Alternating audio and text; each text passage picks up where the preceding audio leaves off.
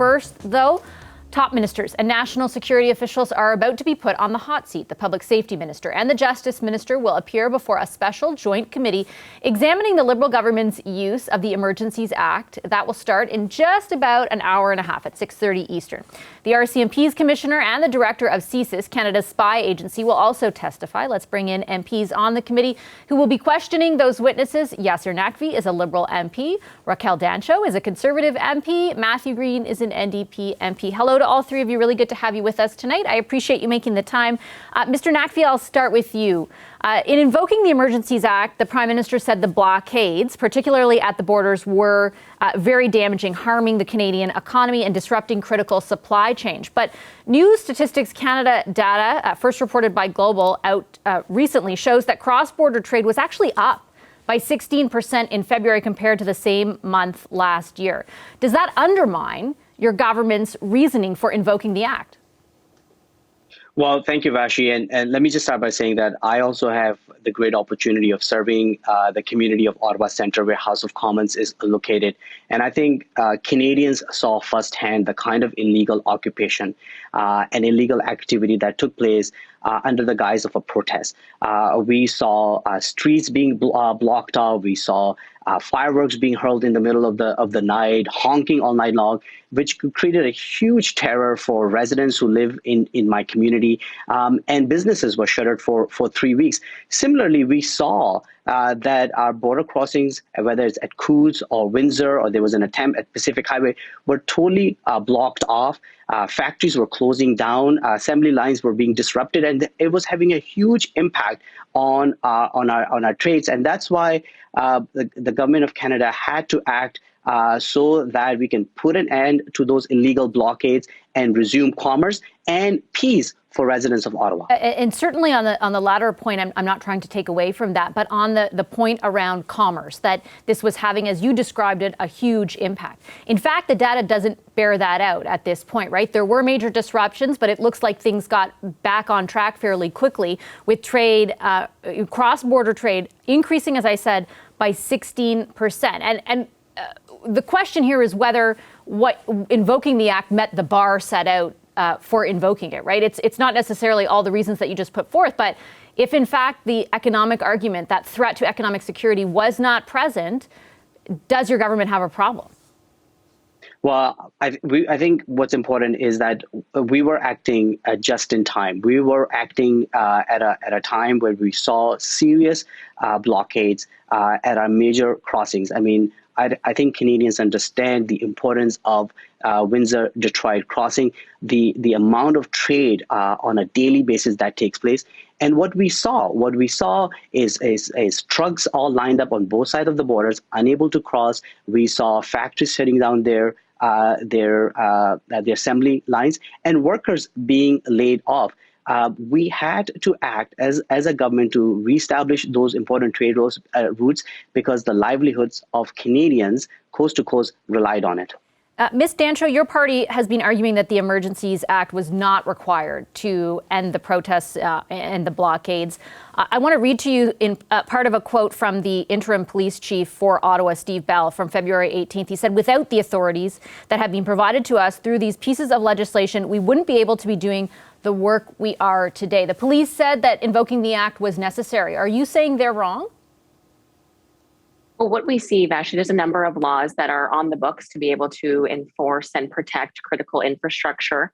The power that the police officers have, that the police agencies used, was to freeze bank accounts. That is an existing power that the Emergency Act, you don't need the Emergencies Act to get a court order to freeze someone's assets. What we're saying is there are a whole host of laws that were at the disposal of the federal government to use that, due to incompetence, were not used. So they had to go to the largest sledgehammer in the country, the Emergencies Act, most powerful law in the land. And as you've mentioned, it has an extraordinarily high threshold needed to invoke it, and with good reason, because otherwise, without that high threshold, you could have the risk of governments abusing charter rights. So that very high threshold needs a national threat to public safety or security. We're not convinced that very high threshold was met, and that is why we're looking to this public inquiry to ensure that it is fulsome, and that is why we're asking the Liberal government to waive cabinet competence so that Canadians can learn the full story. We feel that that is very important, and we are concerned that the Liberal government seems to be directing the scope and the scale of what's supposed to be a very transparent public inquiry. And certainly I did a lengthy interview yesterday with the Minister of Public Safety about that, but I do want to circle back to the original question that I posed to you. You're not convinced, you say, your party isn't convinced that this met the bar. The police are convinced that it was necessary in order for them to be able to do their job. I understand your concerns about other levels of government, perhaps, or other existing laws, or maybe even police forces not utilizing the powers that they had at their discretion. But for whatever reason, that didn't happen. They weren't using them. There was a situation that they felt they needed extra powers to be able to deal with, and they got those extra powers. Are you doubting law enforcement here in what they're saying? What we're doubting is the Liberal government's competence to deal with a situation like this. It is illegal to blockade roads, bridges, pipelines. That's why we have a whole host of existing laws that should have been used to end illegal blockades. You cannot block critical infrastructure. That being said, the government for 3 weeks allowed this to go by, and then they brought forward the biggest hammer in the land, the most powerful tool in the toolbox that has, as we've discussed, a very high threshold to meet it. We're not convinced that threshold was met. We feel that this is just blatant incompetence, that they had to go to such extremes. And that's what we're hoping to find out in the public inquiry. Is there something that they're not telling us, Vashi? Are they hiding something? If they're not, and they're so convinced that the threshold was met to invoke this powerful law, why not waive cabinet confidence and ensure this public inquiry is fulsome and that Canadians can learn the full story? Mr. Green, your party supported the invocation of the Act when it happened, and since then you've struck a deal with the Liberals to keep them in power for the next 3 years. Why should Canadians trust you to actually hold the government to account in this committee? Well, like all Canadians, we were making a decision based on information that was made publicly available. And you referenced the parliamentary committee. There's lots of conversation right now about the public inquiry, but we have the opportunity within the parliamentary committee, of which Mr. Naqvi is also a member, to really delve into the social political context. At the end of the day, we have a responsibility to Canadians to get to the truth. It doesn't matter what side of the issue you're on. Every person in this country deserves to know what the government had in terms of evidence, in terms of a charter breach analysis that would have justified the invocation of the Act. We certainly looked at what was happening in Coots with the armed caches that were found in the trailers, with an MOU that had a declaration to overthrow the government, with the public disorder in Ottawa, and with the blockades of our ports of entry. We felt that that was a reasonable response to it, given what we were facing. However, it is up to this government throughout these two processes to come clean with Canadians, and we would support the waiving of cabinet confidentiality to be able to get to the heart of the matter. Because the truth is,